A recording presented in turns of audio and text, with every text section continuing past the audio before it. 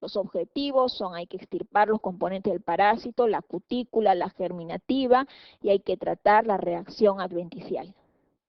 Se pueden hacer tratamientos quirúrgicos por vía abierta o por vía laparoscópica, de quistectomía o periquistectomía, resecciones hepáticas segmentarias o lobectomías, o incluso en la antigüedad se usaba marsupialización del quiste. Quistectomía parcial abierta, convencional. También se puede hacer por vía laparoscópica.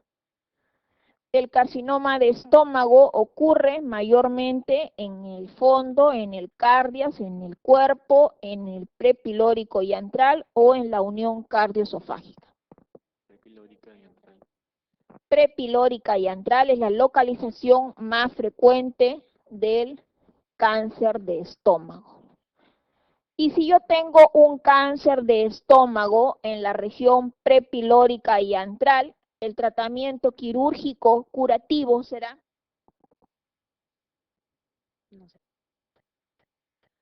tengo cáncer gástrico a nivel distal, o sea, en el antro y a nivel prepilórico. Su tratamiento curativo quirúrgico es una gastrectomía. una gastrectomía. ¿Qué gastrectomía? Total.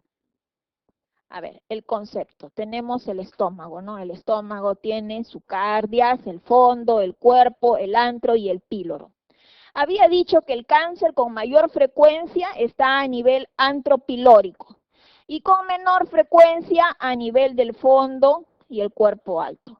Cuando el cáncer está a nivel antropilórico, el tratamiento quirúrgico curativo es la gastrectomía subtotal, más la disección ganglionar de 2 y la reconstrucción o es una gastroyeyunoanastomosis en iderruxo. Entonces, si el cáncer está a nivel distal, la cirugía es gastrectomía subtotal. Acá no hay concepto de antrectomía o concepto de Billroth 1, Billroth 2 o antrectomía.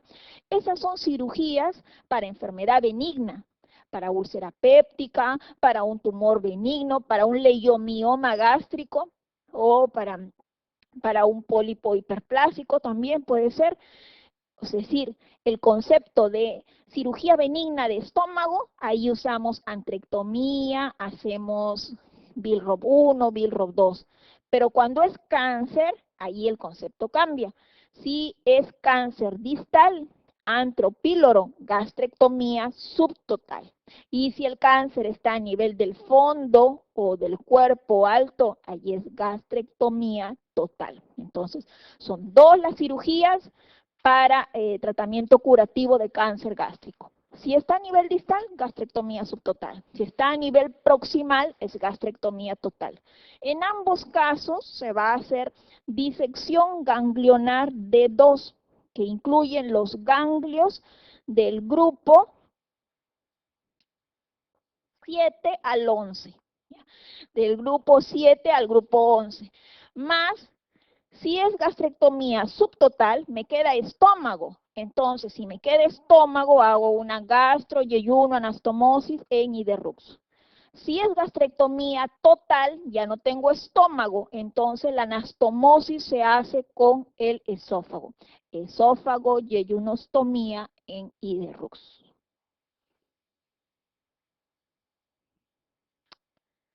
Bien, en la anatomía patológica del cáncer gástrico, 98% de ellos son adenocarcinoma y 2% son linfomas, tumores carcinoides, leiomioma, tumores estromales. Los tumores estromales son conocidos como los tumores GIS, el gastrointestinal stromal tumor.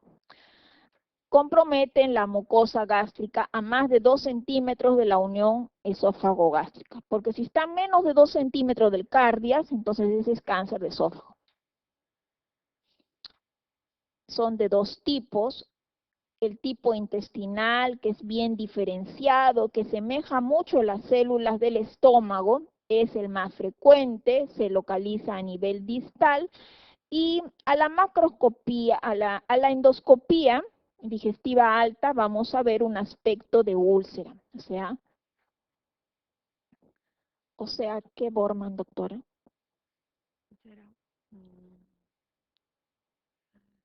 Borman 3. A ver. ¿Qué Borman, doctor, es un aspecto endoscópico de úlcera? Sería un Borman 3. A ver, ¿cómo era el Borman? Borman 1, ¿qué es, doctor? Polipoide, muy bien, polipoide. Borman 1, polipoide. Borman 2, Superficial. Borman 2, ¿qué era Borman 2? Úlcera. Ulcerado, muy bien, ulcerado, es decir, tipo intestinal. Y Borman 3, ulcerado e infiltrante. Y Borman 4, Rinitis plástica. linitis plástica. Entonces, el tipo intestinal, que es el cáncer gástrico más frecuente, está más a nivel distal, es bien diferenciado, es más de naturaleza por factores de riesgo, es decir, no tiene origen herencial, tiene un aspecto macroscópico de Borman 2 ulcerado, Borman 3 ulcerado e infiltrante.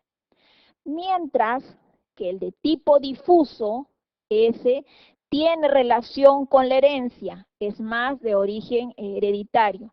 Se localiza más a nivel del fondo y cuerpo gástrico. Vamos a encontrar las células con anillo de sello y vamos a tener una imagen endoscópica de Borman 4, de linitis plástica. En este tipo intestinal distal, la cirugía, gastrectomía subtotal, más disección ganglionar D2, más gastroyeyuno anastomosis en iderrux.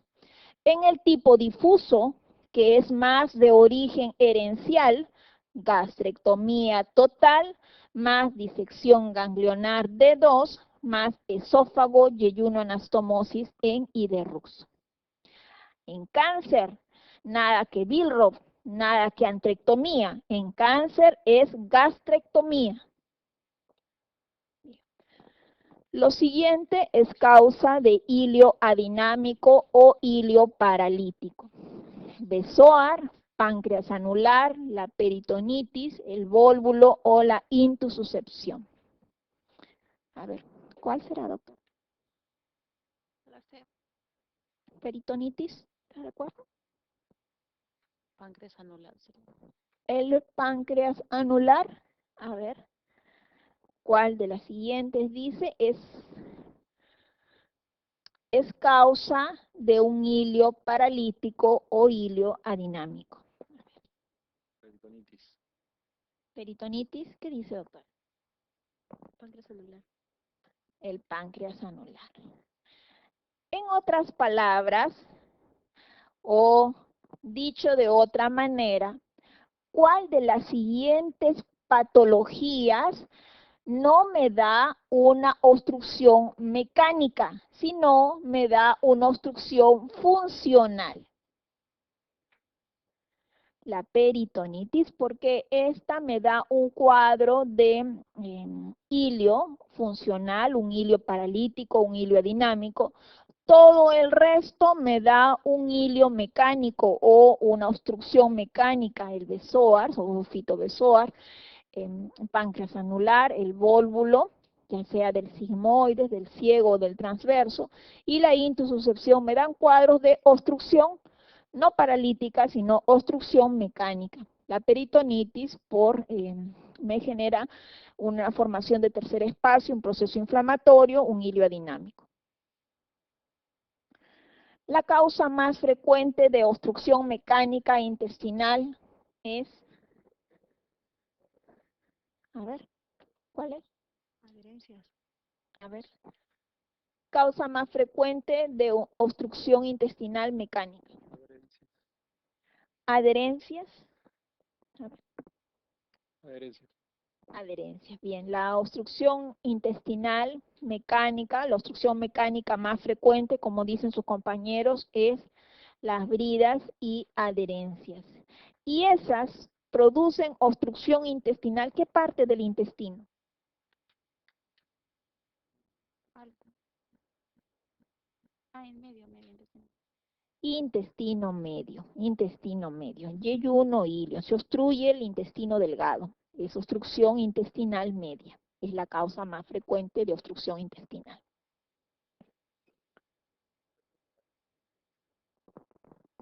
Paciente que no ha sido operado, bueno, hay que ver el cuadro clínico. El vólvulo es un paciente mayor, paciente que con antecedente de venir de la sierra, con antecedente dólico megacolo. En general, las obstrucciones más frecuentes son las obstrucciones intestinales medias. Y dentro de ellas, en la primera causa, son las adherencias. En segundo lugar, las hernias parietales. Los abscesos intraperitoneales ocurren con menor frecuencia los abscesos intraperitoneales ocurren con mayor frecuencia.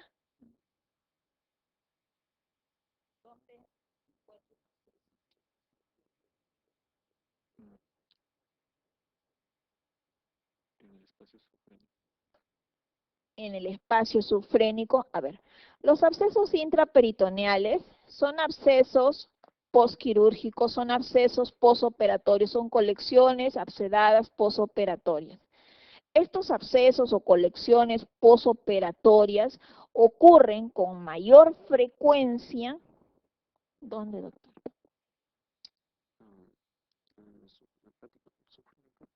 Ya, con mayor frecuencia los abscesos intraabdominales por declive se van a la zona pélvica, en el fondo de saco. En el fondo de saco de Douglas, en primer lugar, ocurren los abscesos intraabdominales. En general, postquirúrgicos de cualquier cirugía, por declive va a caer a la zona pélvica. En segundo lugar, vamos a encontrar en los espacios sufrénico derecho primero, luego sufrénico izquierdo. Luego vamos a tener a nivel de ambos parietocólicos, el parietocólico derecho primero, parietocólico izquierdo después. Y en último lugar, el absceso intraabdominal lo vamos a ubicar en un espacio intraabdominal comprendido entre la cara posterior del estómago y la cara anterior del cuerpo y la cola del páncreas. Ese espacio peritoneal se llama bolsa omental, bursa omental, o también se llama transcavidad de los epiplones. Entonces, en la transcavidad de los epiplones, el lugar con que menor frecuencia vamos a encontrar un absceso intraabdominal. El absceso intraabdominal por declive se ubica a mayor frecuencia a nivel pélvico, es decir, los fondos de saco. Y luego en los espacios sufrénicos. Primero sufrénico derecho, luego sufrénico izquierdo. Luego parietocólicos.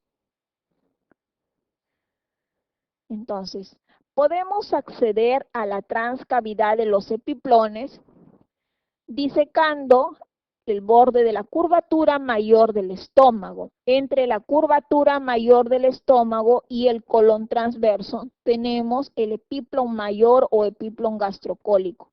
Si disecamos a ese nivel, vamos a llegar a un espacio comprendido por detrás del estómago y delante del cuerpo y la cola del páncreas.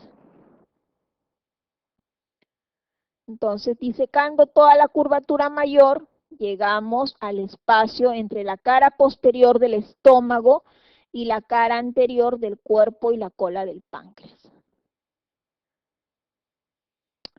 Pero nosotros en la cavidad peritoneal tenemos un epiplon mayor o epiplon gastrocólico. También tenemos un epiplon menor o epiplon gastrohepático.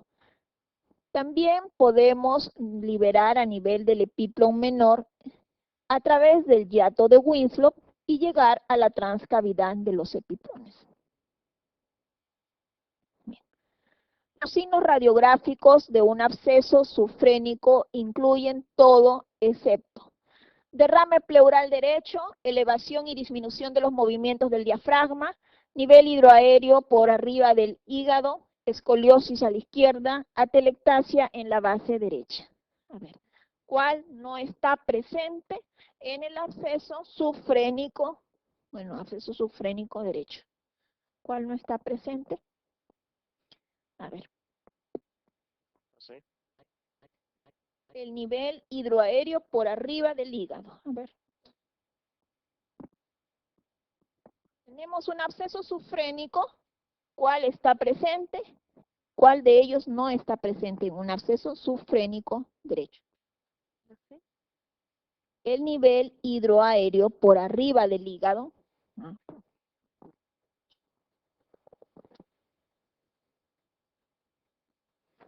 Un absceso sufrénico va a tener una colección por debajo del hemidiafragma, más frecuente del lado derecho, ¿no? Vamos a tener todo ello excepto La escoliosis. la escoliosis. Nada tiene que ver la escoliosis con un absceso sufrénico. Vamos a elevar el hemidiafragma derecho. De manera irritativa vamos a tener derrame pleural derecho. De manera irritativa hay una disminución de la mecánica ventilatoria y por lo tanto vamos a tener atelectasia basal derecha. Y como hay una colección purulenta, puede haber líquido y también puede haber aire. Entonces hay un nivel hidroaéreo por arriba del hígado, o sea, encima de la cúpula hepática, por debajo del diafragma, un nivel hidroaéreo. No tiene nada que ver la escoliosis a la izquierda. Las manifestaciones clínicas de la ruptura esplénica incluyen todo excepto taquicardia, hipotensión, dolor en el cuadrante superior izquierdo, signo de Kerr positivo, silencio abdominal, náuseas y vómitos.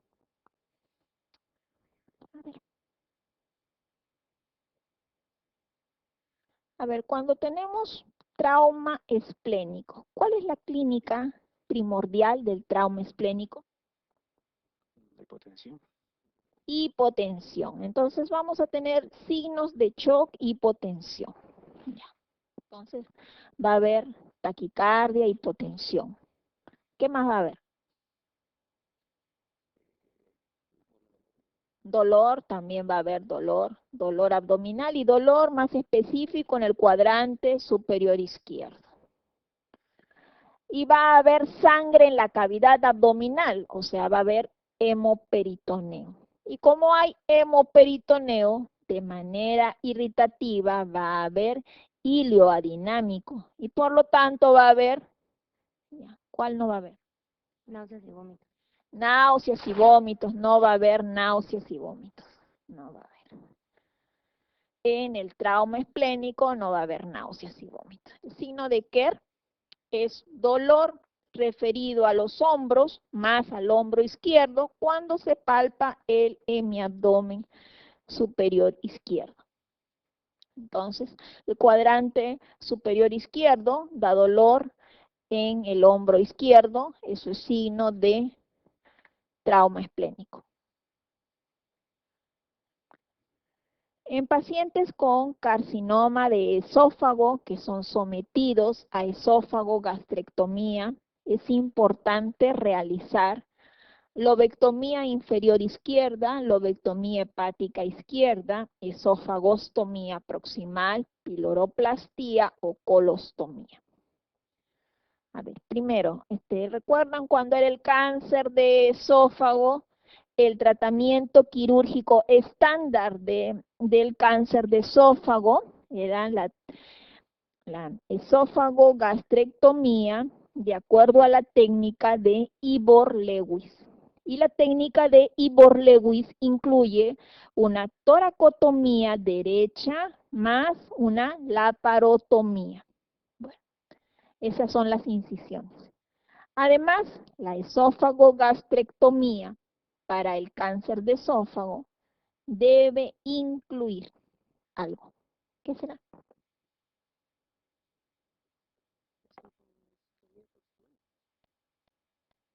Esofagostomía proximal. Piloroplastia, piloroplastia. En la cirugía de Ivor Lewis, la esófago-gastrectomía debe de incluirse asociado piloroplastia para un adecuado vaciamiento del remanente gástrico que queda. Piloroplastia en la cirugía de Ivor Lewis, que es una toracotomía derecha más laparotomía. El sitio más frecuente de obstrucción intestinal por cálculos biliares es en el duodeno, el yeyuno, el ilion, el colon sigmoides, la unión anorrectal.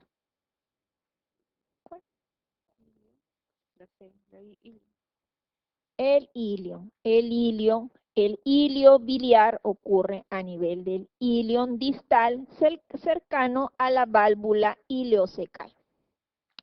El ilio biliar es un cuadro obstructivo producido por una fístula colecisto duodenal que deja pasar un cálculo desde la vesícula biliar hacia el duodeno. Y ese cálculo que pasa de la vesícula biliar hacia el duodeno hace una fístula colecisto duodenal y el cálculo migra por todo el marco duodenal, llega al ángulo de Treitz, recorre todo el yeyuno, recorre el ilion y se enclava distalmente en el intestino delgado, donde el diámetro del intestino tenga menor luz, esto es, a nivel del ilion distal cercano a la válvula ileocecal, y genera un cuadro obstructivo de ilio biliar. En el ilio biliar tenemos una triada radiológica, que es la triada de Simon. Aerobilia, imagen radiopaca en la radiografía de abdomen y niveles hidroaéreos. Entonces, en el ilio biliar ocurre una obstrucción de un cálculo vesicular que llega a nivel del ilion distal cercano a la válvula ileocecal. Y el tratamiento es quirúrgico. Hay que hacer una enterotomía, extracción del cálculo y una enterografía. El carcinoma de ano generalmente es de tipo adenocarcinoma, vasocelular, melanoma, epidermoide o ninguno.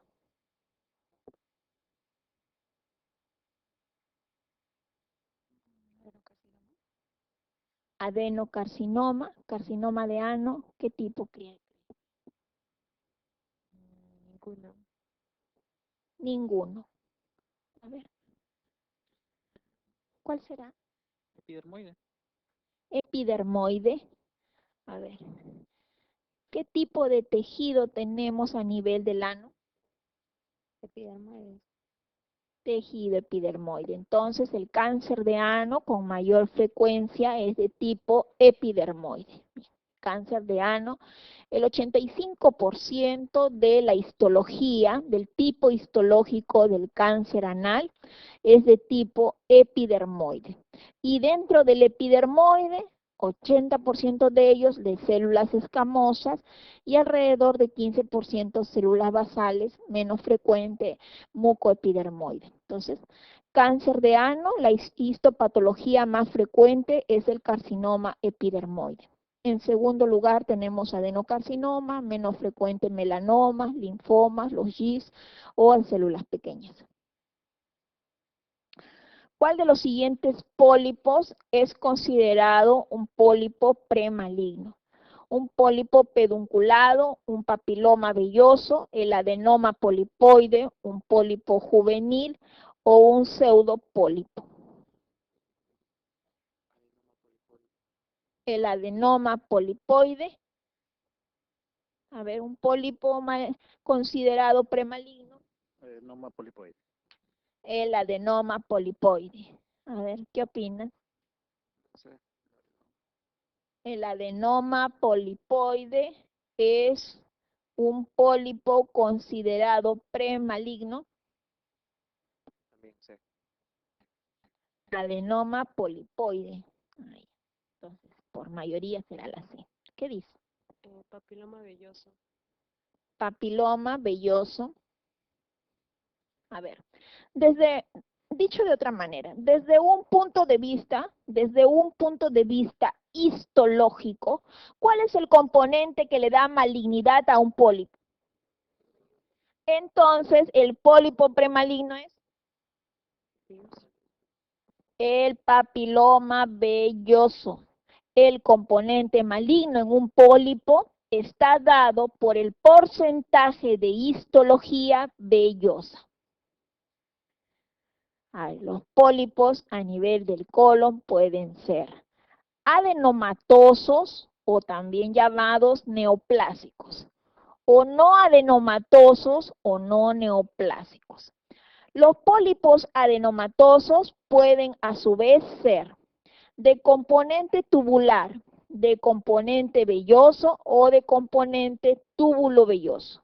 Y aquel factor histológico que le da el componente maligno es el componente velloso. Entonces, podemos nosotros llamarlos papiloma velloso o adenoma velloso o simplemente una adenoma histología vellosa que tenga componente velloso da la lesión premaligna, considerada premaligna.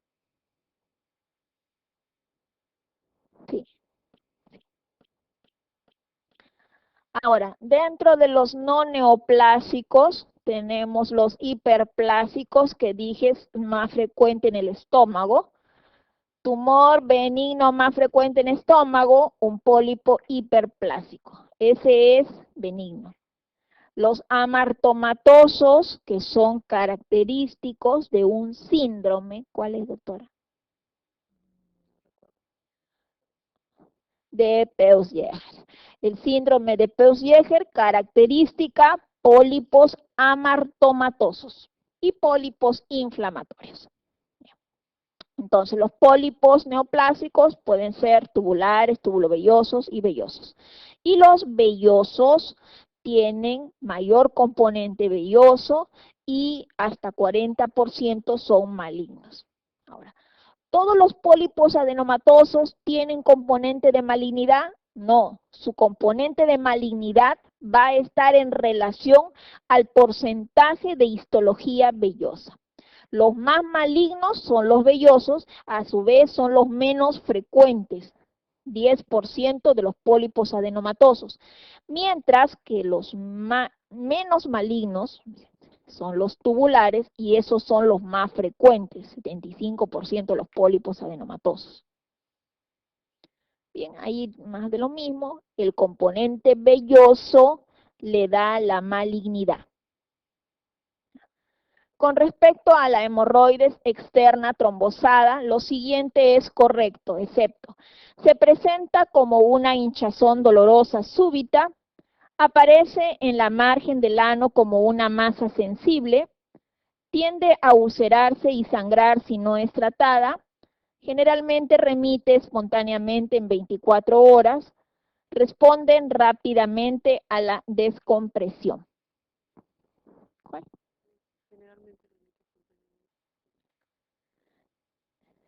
Generalmente remite espontáneamente, no remiten, requieren tratamiento quirúrgico. ¿Y cuál es el tratamiento quirúrgico? Decisión. La incisión, escisión, ¿y qué más? Se saca el trombo. Y la extracción del coágulo o trombo. Ok, tratamiento quirúrgico. Diagnóstico definitivo de megacolon congénito es hecho generalmente por un examen bacteriológico y parasitológico, la biopsia de intestino, el examen radiográfico, el examen de heces parencima pancreática o el test de sudor. El examen radiográfico. A ver. Bien, el megacolon congénito se diagnostica, como dice su compañera, con una biopsia de intestino. tipo más frecuente de un pólipo colorectal es velloso, posinflamatorio, adenomatoso, juvenil, múltiple hereditario. Adenomatoso. Un pólipo colorectal más frecuente es el pólipo adenomatoso. ¿Y qué pólipo adenomatoso es más frecuente?